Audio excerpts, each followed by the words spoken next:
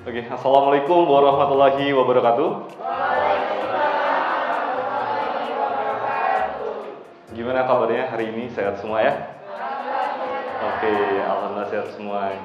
Oke, baik, untuk hari ini kita akan belajar, kemarin minggu lalu kan kita sudah belajar ya dasar-dasar tentang editing di Filmora ya, dari mulai cutting, terus penambahan teks, pemberian efek, dan lain-lain. Nah, untuk hari ini kita akan belajar lebih dalam lagi, menerapkan apa yang sudah kita pelajari di minggu lalu, yaitu tentang dasar-dasar teknik editing di Filmora. Nah, untuk itu kita di sini akan belajar gimana sih caranya ngedit video seperti yang akan saya tampilkan nanti di monitor ya, atau di layar ya. Nah, tapi sebelum itu kita harus tahu dulu nih tujuannya apa sih kita harus belajar tentang editing video ini, apa sih manfaatnya gitu ya. Nah, salah satu tujuannya yaitu untuk menyampaikan materi kepada peserta pelajar atau bukan siswa, agar siswa itu lebih tertarik dengan video yang kita buat. Nah, dengan menggunakan media video ini diharapkan nanti siswa akan lebih paham dengan apa yang kita sampaikan, akan lebih tertarik dengan apa yang kita sampaikan di dalam video. Nah, biar videonya itu tidak monoton atau video itu mudah dipahami dan menarik, perlu kita lakukan teknik-teknik editing. Biar nanti kita menyampaikan materi itu kan pasti nanti ada ilustrasi atau gambar, maupun icon mungkin atau teks gitu ya. Jadi untuk videonya nanti nggak cuma video kosong aja, kita menyampaikan materi bla bla bla bla bla tapi kosong gitu ya. Nah, itu kan bisa dibilang kurang menarik ya. Nah, alangkah bagusnya kalau di dalam video itu kita berikan berupa gambar, ilustrasi, ataupun icon, ataupun mungkin ada teks-teks yang membantu untuk memperjelas di dalam video yang kita buat. Nah, sebelum kita masuk ke dalam teknik editing atau kita mulai mengedit videonya, saya akan menunjukkan dulu contoh video yang sudah saya edit, yang sudah jadi. Nah, nanti hari ini kita akan membuat video seperti yang akan saya tampilkan di depan.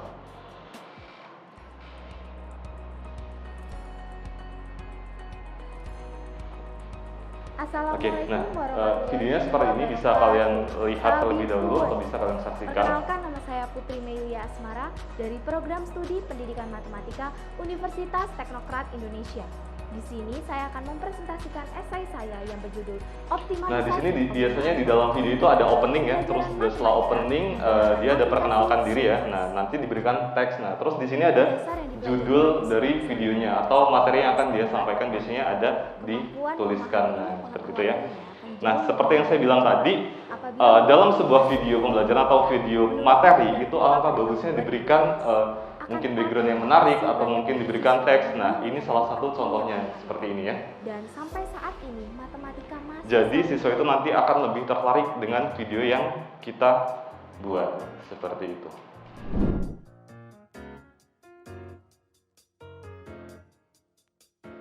First century, so this is mermaid.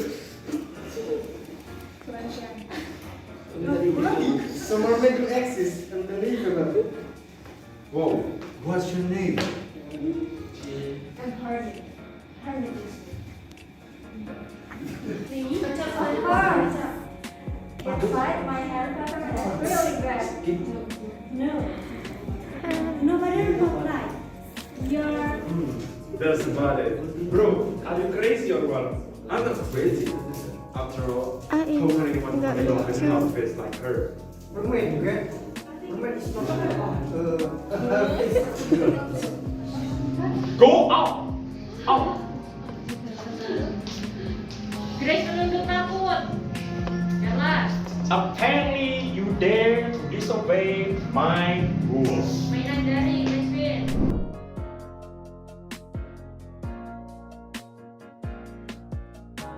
Ya, baik. Terima kasih Miss Fatimah dan juga mungkin semua rekan-rekan di sini ya yang mengambil mata kuliah BIPA di FSIP Teknokrat. Sebelumnya mungkin perkenalkan dulu ya. Saya Isnaini Muhammad dari Kantor Bahasa Provinsi Lampung. Mengapa sih kita memerlukan BIPA dan sebagainya? Itu juga menjadi sebuah hal yang semua penyelenggara BIPA itu harus satu padu untuk mencanangkan ataupun menyukseskan program ini.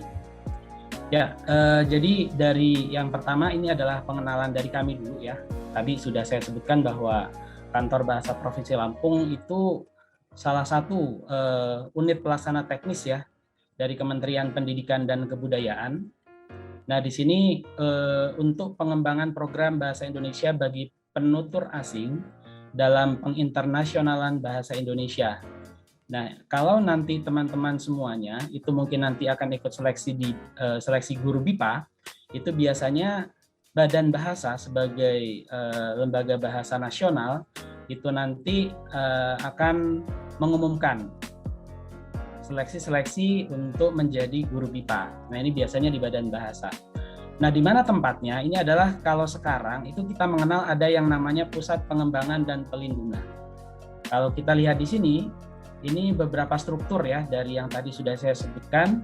Lingkup tugasnya apa saja untuk Badan Bahasa. Nah, ini kita singkat Badan Pengembangan dan Pembinaan Bahasa, itu Badan Bahasa ya teman-teman. Yang pertama itu adalah pengembangan bahasa Indonesia dan daerah. Jadi ada trigatra bahasa yang kita kenal, itu ada BI, ada BD, ada BA. Bahasa Indonesia, kemudian bahasa daerah, dan bahasa asing. Nah, apa lingkup tugas Badan Bahasa? Yang pertama itu adalah pengembangan bahasa Indonesia dan daerah. Kemudian ada juga pembinaan bahasa Indonesia dan daerah. Kemudian ada pelindungan bahasa Indonesia dan daerah. Kemudian ada juga peningkatan fungsi bahasa Indonesia. Lalu yang selanjutnya itu adalah fasilitasi peningkatan kompetensi berbahasa asing. Okay. So, Assalamualaikum warahmatullahi wabarakatuh. Hello everyone, selamat siang semuanya. Nama saya Dinda Siti Fauziah dan hari ini saya akan menjelaskan satu materi tentang materi BIPA Lesson C1. Saya dari Universitas Widyatama. Oke, jadi hari ini yang akan dijelaskan adalah materi tentang pidato. Jadi di dalam pidato ini kita akan membahas pengertian pidato. Terus selanjutnya ada tujuan pidato, and the next one is jenis-jenis pidato, and the last one is struktur pidato. Okay, next. So the first one will be the meaning of pidato or speech in English. Okay, so what is speech? Apa itu pidato? So based on Indonesian Dictionary, pidato adalah pengungkapan pikiran dalam bentuk kata-kata yang ditujukan kepada orang banyak atau wacana yang disiapkan untuk diucapkan di depan khalayak. So basically, speech is information, one of information that you need to speak in a lot of people.